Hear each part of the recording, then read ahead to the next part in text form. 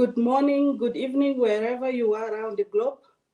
My name is Miklina Peter, and I will be moderating this important discussion today. Welcome to this important session, where we'll be talking to one of our women leaders, Honorable Betty Achan Ogwaro, who will be responding to the nomination to become the next Speaker of South Sudan National Parliament. Thank you all for joining us. Recently, 550 members of the South Sudan Revitalized National Legislative Assembly were appointed. In view of this appointment, an appeal was made to all the women of the South Sudanese Women Intellectual Forum to nominate potential women candidates who will be recommended to the party to be appointed as the next Speaker of National Parliament. Since 2005, no woman has ever held the position of a speaker in the South Sudan National Assembly. And yet we have very, very qualified women. As per the revitalized agreement, this time the speaker comes from the SPLM party and from the Greater Equatoria region. So far, Honorable Betty Achan Ogwaro and Honorable Gemma Nunu Kumba were nominated by some of the women in this forum. And today we would like to hear from Honorable Betty, whether she will accept the nomination and what kind of qualifications she has. Thank you, Honorable Betty Achan, for joining us today. Let me also go directly to the first question. And just to let you know, we will be taking questions from our audience. So, Honorable Betty, I wanted to ask you to tell us about yourself. Back to you now. Thank you very much, Maklina. And I greet all the people who are watching this interview. And I want to appreciate the South Sudanese women intellectuals for nominating me to be the next Speaker of the Transitional National Legislative Assembly. I also would like to appreciate you, Maklina, for reaching out to me to attend this interview. I'm called Betty Achan, as you have said, born to Mr. Aliardo Ogwaro of Agor Boma and Mrs. Cecilia Ogwaro, who was the daughter of the former paramount chief of Palwar Boma. Both of them come from Magui County in South Sudan. So I am a South Sudanese. I'm the second born to Mr. and Mrs. Ogwaro, among 5 other daughters and 3 brothers. I'm very proud of my parents because not only that they were campaigning and making sure that girls' education was a priority for the family. That is why I could say I'm lucky that I came through this family and I got education and got encouraged. My early years of life, the first 17 years of my life, I lived in Uganda as a refugee. But the moment the Addis Ababa Agreement was signed, my parents said no, they cannot tolerate staying as a refugee anymore since they have a home.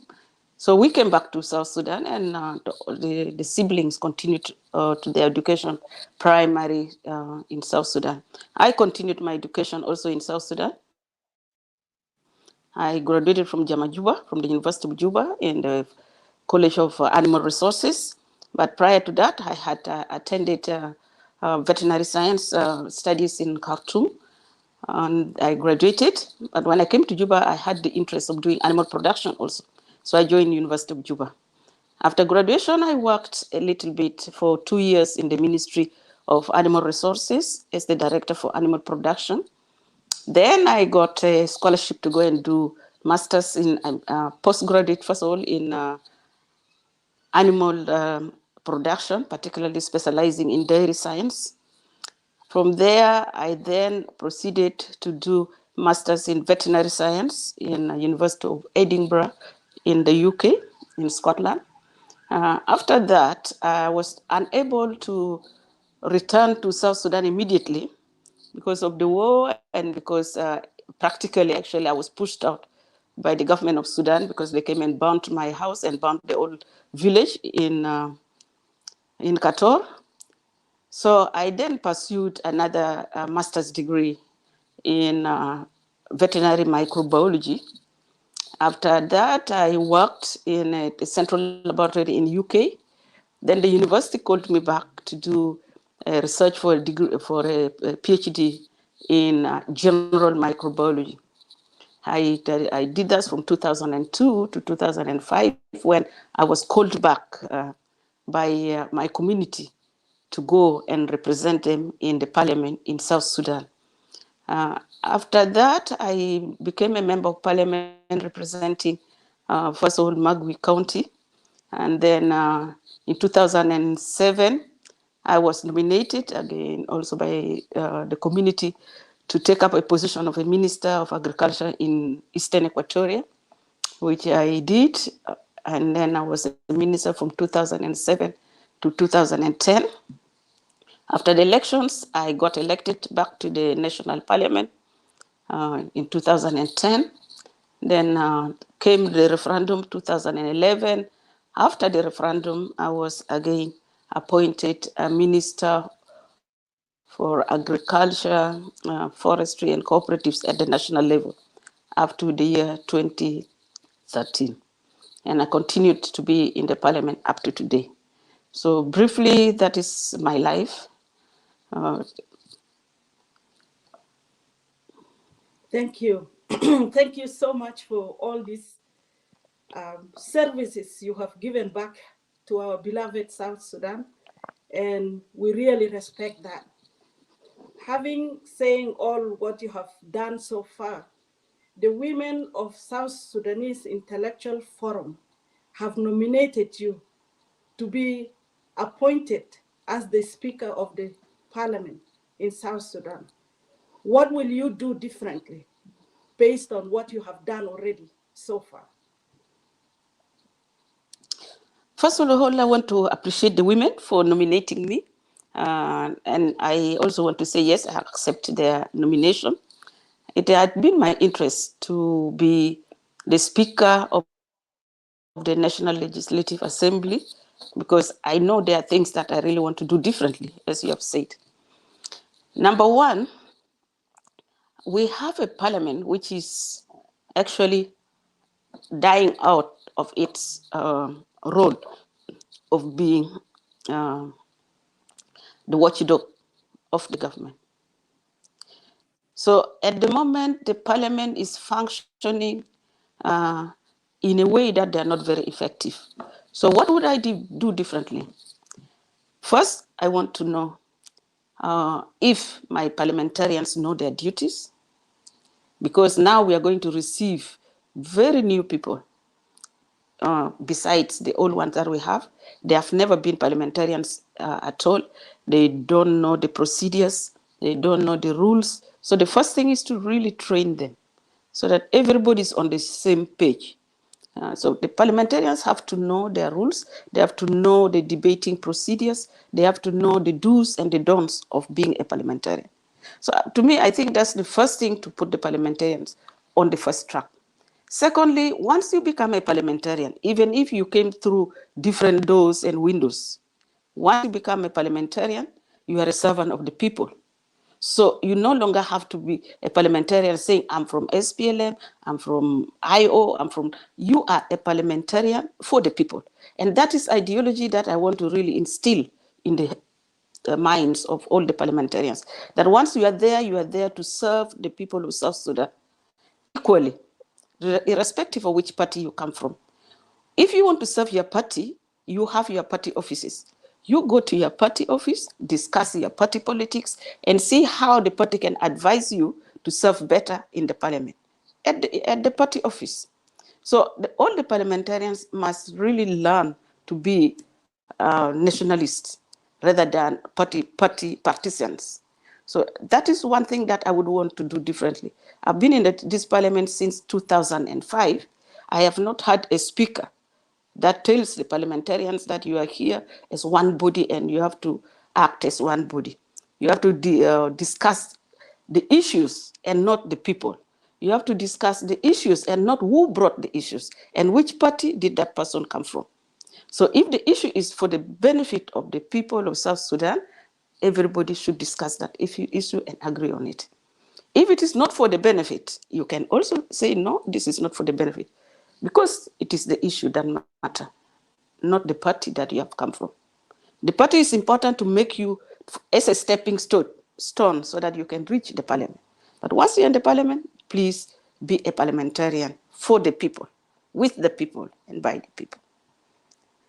Number 3, in any institution that I headed before, the first thing I want to know is the preparedness of that institution to take the role of the country forward. So I would do institutional analysis. I've done the institutional analysis of all the institutions that I headed. I did institutional analysis of the Ministry of Agriculture in Eastern Equatoria. I did the institutional analysis of the Ministry of Agriculture, Cooperative and Forestry at the national level. From there, I knew where are the weaknesses of the institution, the opportunities that they have, the strengths that they have, and the threat that they have. So for me to know the parliament, I have to do this institutional analysis. Then we will have to pick on the strengths and strengthen the strengths. Pick on the weaknesses and make the weaknesses opportunities. Instead of dwelling on weaknesses, always blaming, we need to change that and work to make it a better parliament. And the parliament cannot work in isolation, because the parliament is the one arm of the 3 arms of government. So it has to learn to work with the executive and the judiciary. At the moment, the parliament is working under the executive, not with the executive. The parliament needs to work hand in hand with the executive at the same level and hand in hand with the judiciary at the same level, because they are the 3 arms that will make South Sudan function. So if they work parallel to each other, we will have problem. South Sudan will go into difficulties. So this is one of the things that I will try my best to see how we can work together as the 3 arms of the government and bring South Sudan back into its good form that we all fought for, because now we have lost our vision. In 2011, we were really strong. That's how we voted almost 100% for the referendum, because we had a vision. We have lost the vision because we are now working parallel. Everybody is working for himself or their tribes or their party. I think party is good because it will check the party in charge, but party should only be used to progress the country, not to digress the country. So those are some of the things that I will do differently. Thirdly, I have tried my best to improve the women parliamentarians who come to the parliament, giving them advice, helping training them. I founded the Women Parliamentary Caucus in 2006 for the one reason that I wanted the women who are parliamentarians to have a place that they can go and discuss the issues that affect women in general, women parliamentarians in particular, and the country at large. And the Women Parliamentary Caucus should be also a place where women all over can reach their representatives, not particularly representatives from their region or from their bomas, but representatives in the parliament. And that's why I founded this Women Parliamentary Caucus, and I'm very happy that it picked up and it is going well. And this is an opportunity for every woman that wants to reach a parliamentarian. You can go to the caucus if you are a woman. If you want to see a particular parliamentarian, whether a woman or a man, the caucus will assist you. And I would want to strengthen that caucus because that caucus is my baby. I want to strengthen it, and I want to see that women prosper through that caucus. Thank you. Wow, this is great. This is great. And we are told that there are a lot of like many bullies in the parliament. How do you plan to work with them? I'm not afraid of bullies because I don't see bullies. I see people who do not know the law of implementing a situation. So in parliament, there are parliamentary laws, which every parliamentarian is to work through. So those bullies can be directed through the parliamentary law. We have the constitutions that direct us. We have the parliamentary uh, conduct of business. So those bullies will be trained to go through the parliamentary conduct of business, and I think that alone will trim anybody who would think that he would want to bully a woman. Because if I become a speaker, I am not being a speaker there as a woman. I will be a speaker. So they will have to work with a speaker, not necessarily working with a woman, so they have to bully a woman. No. When you are a parliamentarian, you are above looking at the sex of whoever is your leader. You are above that. You are supposed to work with that leader. If I'm not doing well in an area, I have an open door where any member of parliament, any member of the public can come to me and say, you know what, this area, we see that it is not going rightly. So together we can discuss it and see how to improve it. But I don't think the parliament have a place for bullies. When I led the national conference national dialogue, after the co-chair became sick for 1 week, I took up the leadership and chaired the national dialogue, national conference. Initially, people were saying, oh, now things may not go right. Oh, we don't know how she will manage. There are a lot of bullies in this whole. And of course, there were people who wanted to push their issues. There are always a lot of bullies when people want to push their issues. But up to today, I can only hear good things that people say about what I did as the chair of the National Dialogue National Conference. So I believe with that spirit, I can still take the National Legislative Assembly forward. Thank you.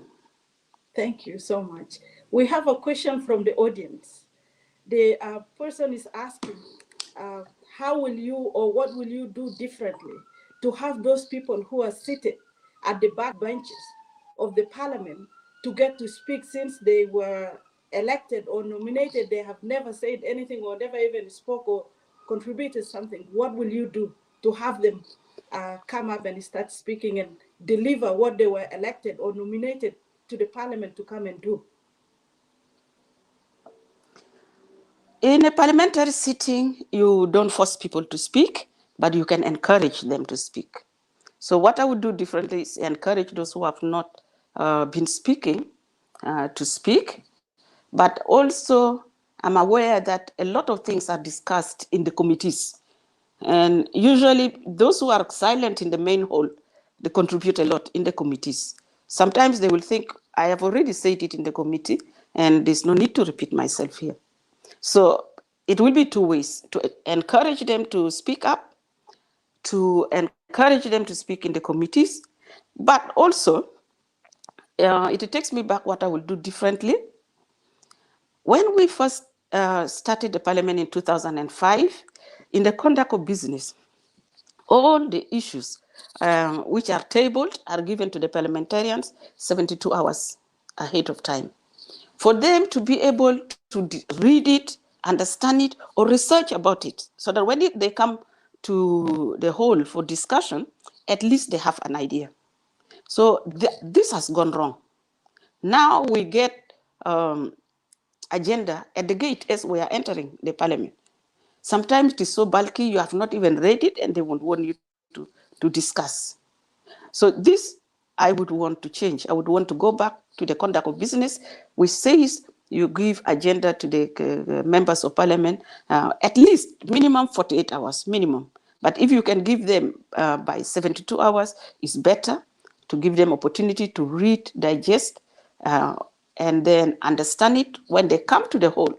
You will not waste a lot of time. People will not be asking, a lot of irrelevant questions. They will ask questions from what you have given them. So that I would also want to do differently. I'm very aware that sometimes this does not happen because of the limited resources that the parliament have. Because printing now 500 and plus copies for the members of parliament can be pinching on the resources of the parliament, and sometimes it makes it so difficult. But one thing, the parliament has to have that resource, because if the parliamentarians don't understand what they're discussing, that's where you find only a few people contributing. Because they are, South Sudanese, by the way, have the habit of reading, but not really reading so much. Very few people read in details, but if you give them time and you make sure that people who come back to the hall, they have gone through the agenda you have given them, you are improving the discussion. So you will also improve the understanding of the parliamentarians and also the way they will discuss the issues. And definitely you will get better recommendations and better laws passed. So Thank if you. that, yeah. Yeah, thank you so much. I have another question. The person is asking, how would you balance the conflicted relationship between the executive and the parliament, specifically with the parliament that only reflects the appointment authorities, like which is the executive? How will you balance those? I think in the beginning, I already said that the parliament has to work with the executive and the judiciary. At the moment, they are all working parallelly, and the executive actually now look at themselves like they are above the parliament. No, the parliament is above the executive, because the parliament is overseeing the work of the executive. So what I would do differently is, first of all, really to bring the two together. Most of the people in the executive are members of parliament. Most of them. Only a few of them are not members. So while we go through the parliamentary conduct of businesses, I will make sure that they are part of and parcel of this, so that they also understand the conduct of business, they understand the roles of the parliament and their role as members of parliament. And then there should be a need to understand the relationship between the executive and the parliament, and why working together and listening to the parliament will improve their work as executive, and will also improve the quality of life that we want to live in South Sudan. So the conflicting relationship, I know it is there, but it's one thing that I would want to work um, through it, so that we improve and we go back to where the parliament was in 2005 to 2010. Thank you. Yeah, I have one more question from the audience. It says the parliament is a rubber stamp, an institution that endorses the president's command. How differently will you handle that?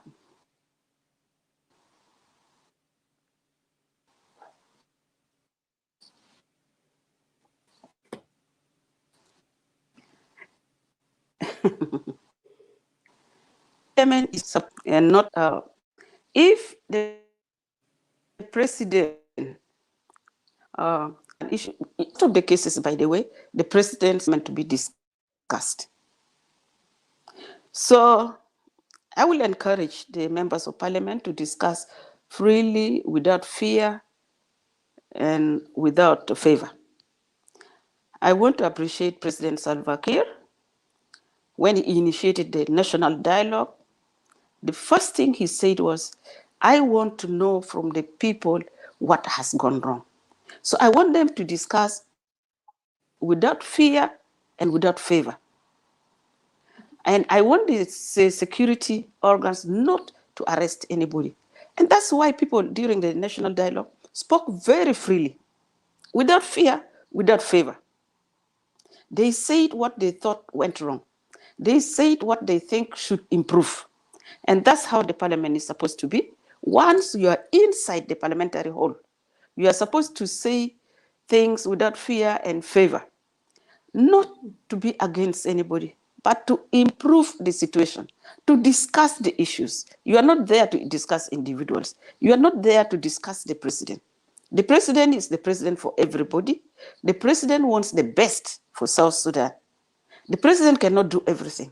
That's why he has ministers, he has the parliament, he has the judiciary, because he cannot do it himself. So it is important that everybody who has a role to play must see to it that he is not playing that role to place the president. He is playing that role to improve South Sudan. So the parliament shouldn't be just accepting or being a rubber stamp, as people say it. The parliament should discuss issues, should give the advantages and disadvantages of going one way or the other. And I think I'm very sure this parliament coming with good leadership, good guidance, people will come to an understanding and it will no longer be called a rubber stamp parliament. That's great. That's great having people coming from different parts of South Sudan to come and represent their constituencies and be their voices and speak up for them and bring their issues and all of that. Do you have any plan to work with them, especially with women who are now nominated to come to the parliament?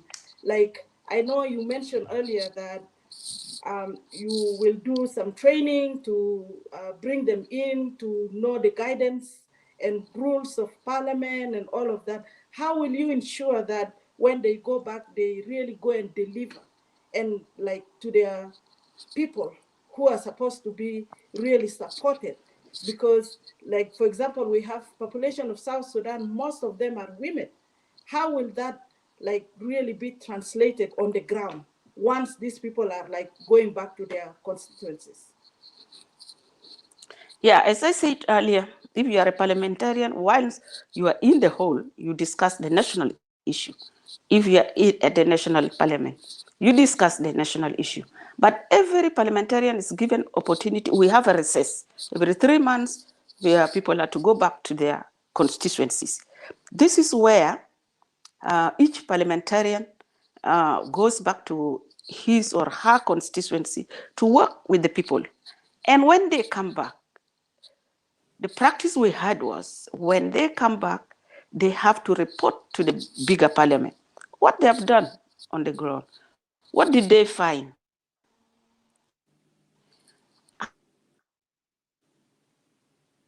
How best could a situation be improved so that the other areas who are can also suggest improvements. And the parliament will see how best they can improve the situation.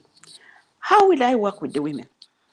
I think I said already in the beginning that throughout my life, I've been campaigning for women improvement because I came out from a family who saw, first of all, education of women as a very important thing. Secondly, women taking up roles and responsibilities as very, very important. So it is my interest to see that the women don't lag behind.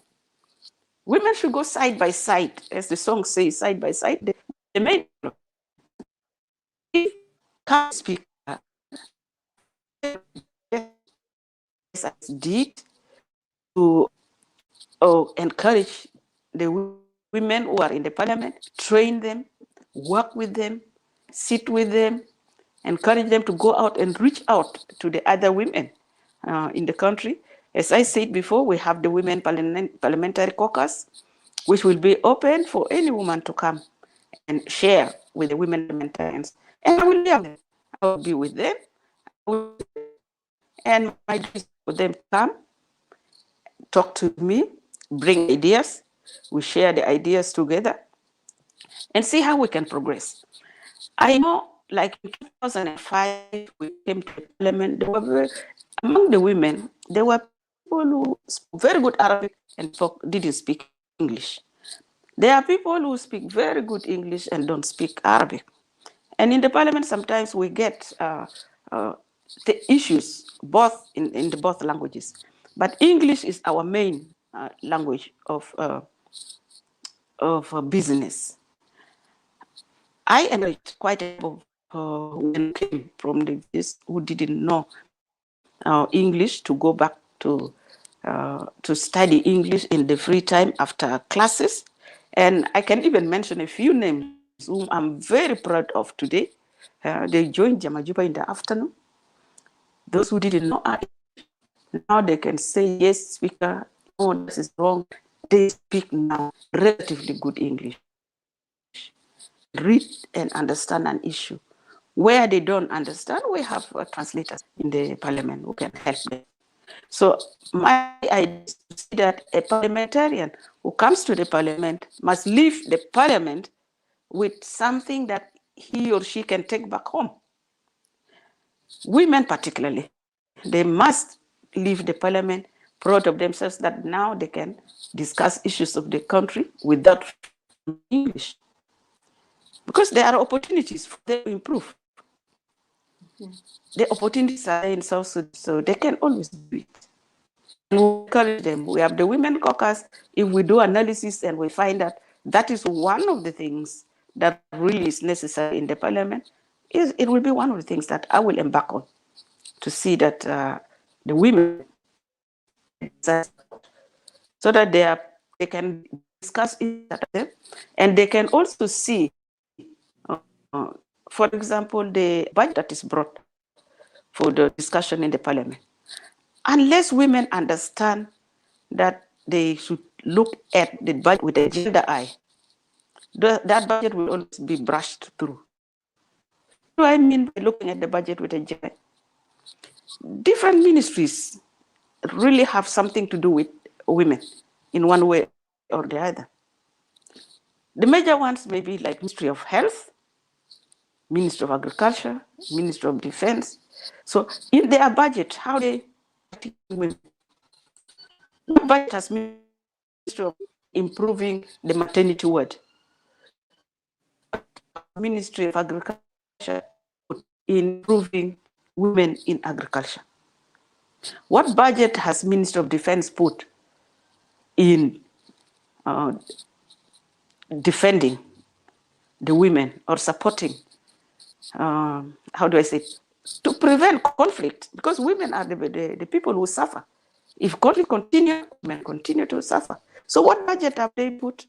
And in that budget, how do they account that they are women? In the next budget, they should be able to tell the parliament that with the past budget, we have put this, and this was the budget we meant for supporting the improvement of women in our ministry, and we can measure that last year we were at zero, this we have improved the lives of so many women, or we have reduced conflict in South Sudan. So women are now free, they can walk freely, they can go to the bush and collect food without fear, or there's no more cases of rape among the soldiers, because the soldiers were trained that rape is bad, and if you rape, you can be taken to court and you'll be punished. Those small things that people don't see blindly, I mean openly, they affect. Women have to be open eye in the parliament to see that these things happen. Great. Thank you. I have another question. The audience are really following and they're very active listening. Somebody asked, like, given the challenges you are facing in dealing with your participation in decision making for meaningful representation, how then have you been able to collect views of the people to bring them to the table for discussion, as you are given short notice to discuss maybe a table motion? Can you repeat the question again?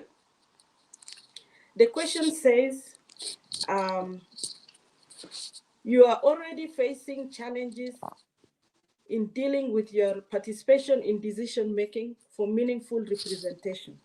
How then have you been able to collect views of the people to bring them to the table for discussion, as you are given short notice? Like, have you been able to give a feedback to the grassroots, especially This like to the me as Betty. Or for the especially parliamentarians or for the women? for the women, the marginalized For the women in general. yeah. Participation, effective participation in South Sudan, I could say it depends how you can define effective participation. Usually we talk about the mass participation as effective.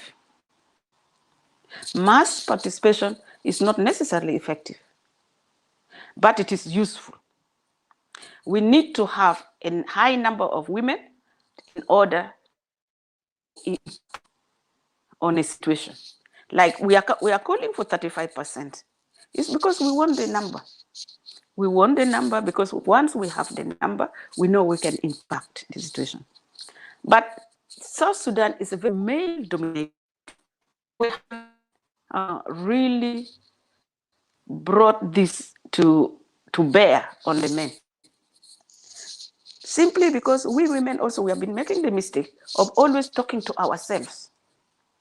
All the conferences we do about women participation, the marginalization of women, we talk to ourselves.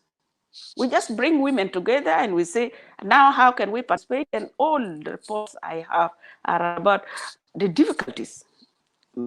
Men are doing this, men are doing this, other women are doing this to women. But we now need to move out of talking to ourselves because we now know the issue. We know that there's difficulties for us to participate. We now need to bring it to the men. So we now need to bring a men on the table discussing about women participation. What are the advantages of women's participation? Our society think women do not have the brain to think. Women think, as somebody said, women think 9 times more than men at 1 minute. In 1 minute, a man thinks about one thing, but a woman thinks about 9 things. A woman wants to have the family, have food on the table. A woman wants to wash. A woman wants to clean. A woman wants to do what? A woman wants to go to parliament. 9 things at 1 second, at 1 minute. But the man will only think of one thing. So the difficulties we are facing is about male domination and male refusing to understand that women are part and parcel of South Sudan. That women are equally, or if not more, capable if given the chance. So we need now to begin to go out and tell the men, give women the chance. Let's evaluate them because men has failed. Men failed us. Let's now men, women chance. They will see that women will succeed. Because if you look back, a lot of things women are doing as voluntary organizations, and they are succeeding. So if they are doing these things as civil society or voluntary, a lot of civil society organizations are headed by women, and they are reaching out. They are going to areas that men don't go. They visit places that men don't visit. You can see the Sudanese women intellectuals visited the orphan. How many men have done that? So give women the opportunity, and you will see women will lead. Women don't rush to debate. Women rush to reasoning. Women want to see the best for South Sudan, so they will always work with each other, even if there are petty differences between them. But when it comes to the national thing, they will always work with each other. I travel a lot to the country, to my village. As much as possible, I go every weekend to the community. I talk with the women. I eat with the women. They talk to me, they tell me their difficulties. Where I can, I help. Where I cannot, I tell them, I will try, but I will not. Because I'm not the person who speak and don't do it. I don't promise things, what I cannot do. I also have been to other communities. I travel a lot. I've been to other communities which are not my communities to train the women. I've trained the women parliamentarians in the different states, maybe only 2 states that I have not been able to reach because of the conditions. But I've trained them in the parliamentary procedures and how they can get the best of what they want from the parliament. I have encouraged women to take up positions. Some of them even to become parliamentarians alone. Some will say, oh, I cannot manage, that is impossible place. But once they stepped there, now they're one of the best or some of the best parliamentarians we have. So mine is during the national dialogue, I really wanted women to come to the national dialogue, national conference with one voice. So I sought support from UN Women, and we sent out teams of facilitators to the 10 states. They sat with the women, they went through the national dialogue processes with the women. They asked the women, what are the issues that you want to be raised?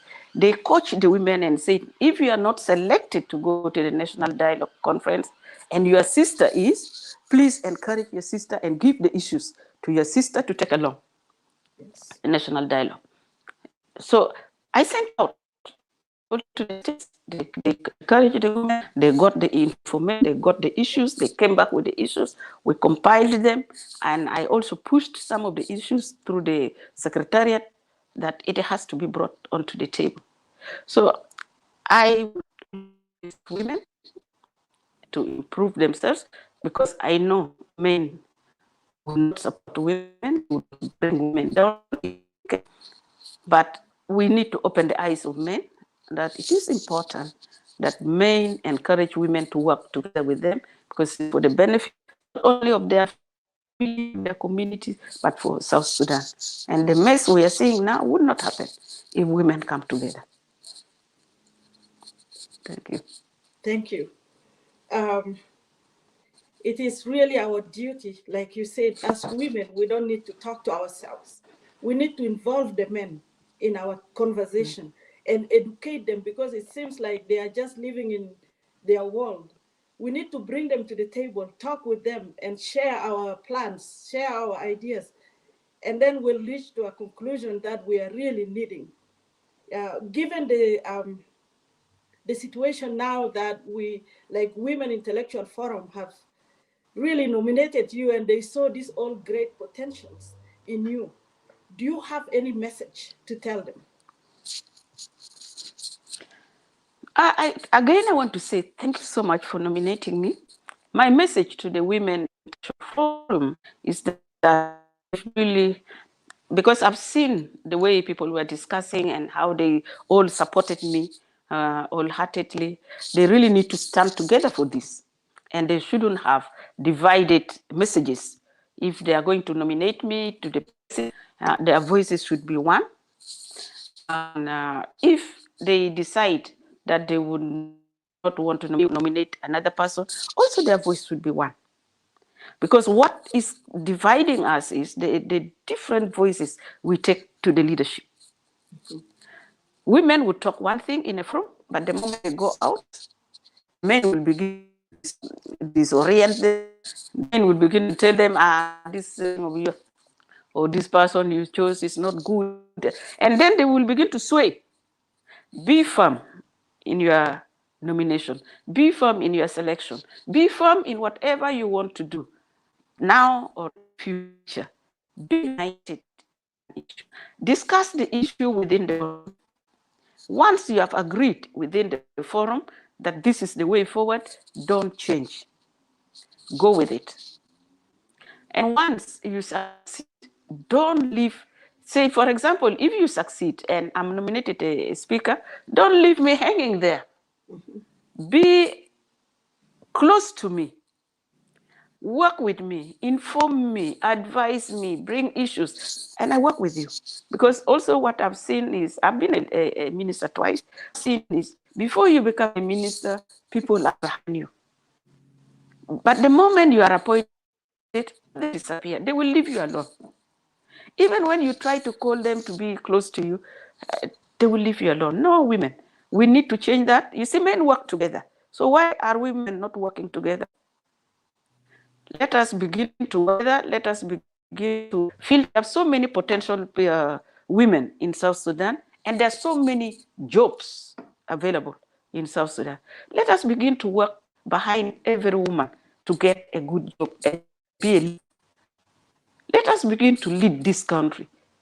Let's take examples of why has Rwanda bypassed us when we were better than Rwanda?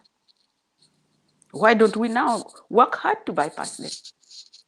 Just by improving the women, by working together, by agreeing, discussing issues. Because if you bring an issue on the table and you discuss it, you agree on it, you will go ahead. But if you don't bring the issue together and you talk separately, we will never progress. And we need to talk to men. That it is time they begin to recognize the potential of women, and not just because they are women, but because they are also human beings who have capacity, and if not, sometimes more than some of the men they put in positions. Thank you. Yes, the message is clear to all of us out there, to the men, to the women. Women need to work together. Men also need to, like they have been working together. And then at the end of the day, we bring half from the men, half from the women, and then we join together. Then we work to bring everlasting peace and development to South Sudan. I have one kind of last question to you. What message of appeal do you have to your colleagues in the parliament? Like, why should the party nominate you? Do you have any message that you want to pass to them? And let them know that they should nominate you and support you. Yeah, at the moment, as you said in the beginning, the speakership is with the SPLM party, and nomination will also come through the party. I am an SPLM member. I have been an SPLM from day one. I've never been any other party. When I took refuge in the up to 2005, I was the chairperson of the SPLM chapter branch of the West Midlands, and my point to people always is, let's work for South Sudan. Let's put our differences aside. So my appeal to my SPLM colleagues, whether women or the men, is that I appreciate the nomination of the women, South Sudan women intellectuals. I would like them to support this nomination of the South Sudan women intellectuals. I will do my best to see change, not only in the parliament, but also in the country. Also, I am a mother, and I see I'm very it pains me so much to see that my children are somewhere else because of the conflict we have in South Sudan. We want peace. My appeal is, please, SPLM, nominate me. I will work with you to bring peace in South Sudan. I will work with the women, because it is the women really who can bring peace in South Sudan. Because women can tell their husbands, even if he's a general in the army, she can talk to the husband that now you are a general, now you are leading, this is the way you should do, so that it improves the lives of the people. They can talk to their sons. Let's to to to raid cattle. Women can talk to their sons, to their husbands, to their brothers. That raiding of cattle was not our habit. Cattle is a nature that natural wealth that God gave us. It didn't give us that should kill each other of it. God gave us the wealth to improve our lives. So women have the role to play in bringing peace in South Sudan, not by carrying guns, because they cannot carry guns. It's not that they cannot carry physically guns, but it would not be useful for them to carry guns. But the peace they can bring at home can spread to the community. So my appeal to SPLM is the leading party.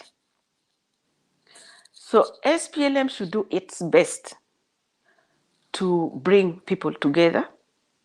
I know they are already doing, the president is a very kind person, already always accepting people. back to the party and back to the government. But the women now need to come in between to support this move of allowing people to come back and stay peacefully. Women must discourage the carrying of arms and must discourage the use of guns in the society. So we will start from our homes. We will have to go to the community and to the society. And if we are parliamentarians, the women in the parliament would have to take the upper hand of spreading this news, of spreading this peace and peace-loving community.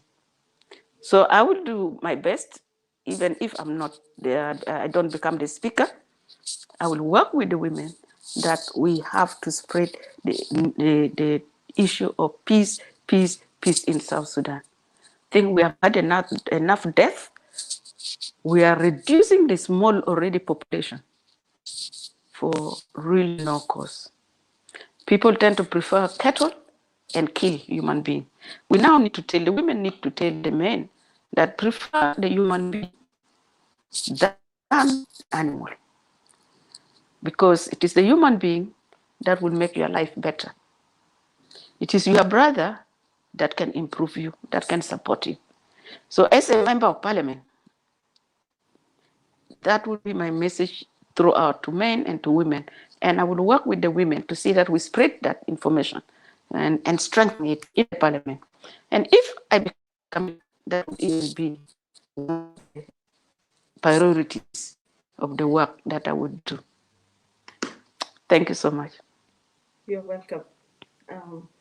Before we come to an end of this interesting discussion, I would like to thank you, Honorable Betty Achan, for taking your time to participate in this conversation with us. My big thanks also go to everyone out there for their time to tune in for this discussion today. We have now come to an end of our show. Good morning and good evening and good night to all of you, wherever you are. And thank you so much. May God bless you. Thank you so much. Thank you for having me. And thank you to the listeners outside there. I need your support. I need you to wholeheartedly nominate me. Once I'm there, please work with me. Don't leave me there alone. We need to improve the lives of the people of South Sudan. We need to silence the guns, and the women have the role to play in silencing the guns, because we have to the people who hold guns, whether our husbands, our brothers, our uncles, our sons. We have that opportunity. So we should take it as a duty. We want to see a peaceful, prosperous South Sudan. We want to see our children coming back from foreign lands, from the refuge where they have taken the refuge, coming back to South Sudan and calling this our home. You can never be happy anywhere else except in your own. So we need to work hard for that, and we need everybody to work with one hand. I want to appeal to all the members who have been appointed as members of parliament, that once you are sworn in as a member of parliament representing your constituency, yes, but this time you are representing South Sudan.